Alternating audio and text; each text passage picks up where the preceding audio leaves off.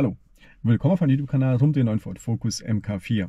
Im heutigen Video geht es darum, wie wir die Ambientenbeleuchtung noch ein wenig geiler machen können.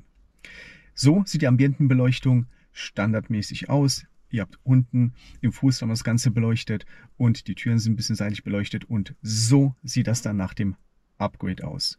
Wie ihr seht, in den Türen seitlich haben wir noch Leuchtelemente und vorne oben, ja, auf der Armaturenhöhe haben wir jetzt auch eine schöne Ambientenbeleuchtung. Hier gibt es einen Nachrüstsatz von Flick-On. Flick-On kennt ihr sicherlich von einem meiner vorherigen Videos. Für alle, die es noch nicht kennen, schaut euch mal die Videos an. Es gibt diverse Nachrüstsätze für verschiedene Ford-Modelle. Vom Focus über Kuga, über Puma, alles Mögliche gibt es dort. Falls ihr also noch keine Ambientenbeleuchtung habt, könnt ihr euch Ambientenbeleuchtung nachrüsten. Falls ihr die Standard-Ambientenbeleuchtung habt, gibt es Erweiterungssets, so wie ich sie mal vorgestellt habe, dass auch hinten im Fußraum das Ganze dann leuchtet und wie jetzt gezeigt, entsprechend auch hier vorne. Ja. Und ich zeige euch jetzt in diesem Video, wie das Ganze denn eingebaut ist. Prinzipiell super einfach, das ist eine Sache von 20 Minuten ungefähr.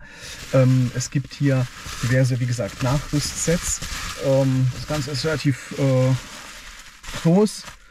Alles original Vorteile werden dann entsprechend schon modifiziert, dass diese Ambientenbeleuchtung da drin ist. Also das war der Frontsatz und hier gibt es noch den Satz für die Türen.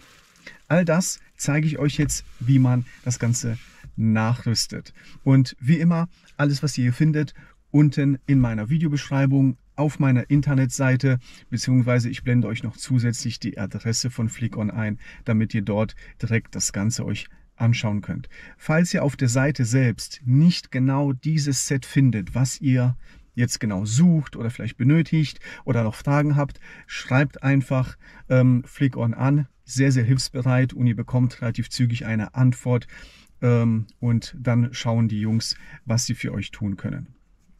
Okay, aber wir fangen jetzt an mit dem Nachrüsten. Also, los geht's. Als allererstes machen wir die Tür. Zuerst müssen wir die Verkleidung komplett abmachen. Da gibt es diverse Schrauben, die machen wir raus.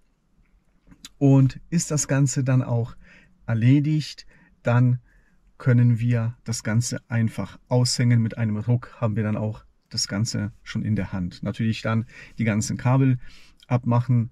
Die sind einfach nur gesteckt wie immer und dann habt ihr die ganze Verkleidung in der Hand. Danach müssen wir eigentlich nur noch die Schrauben von diesem Element abmachen und dann fällt das Ganze eigentlich auch schon raus.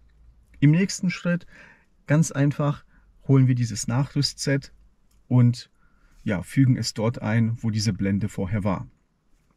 Das Kabel einfach durchstecken, Schrauben wieder reinmachen und schon seid ihr mehr oder weniger fertig. Das neue Kabel muss natürlich dann noch dazwischen gesteckt werden.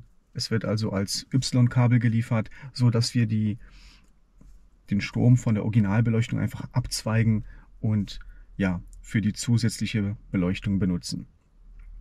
Danach muss das Ganze noch in umgekehrter Reihenfolge nochmal eingebaut werden und dann sieht das Ganze so aus.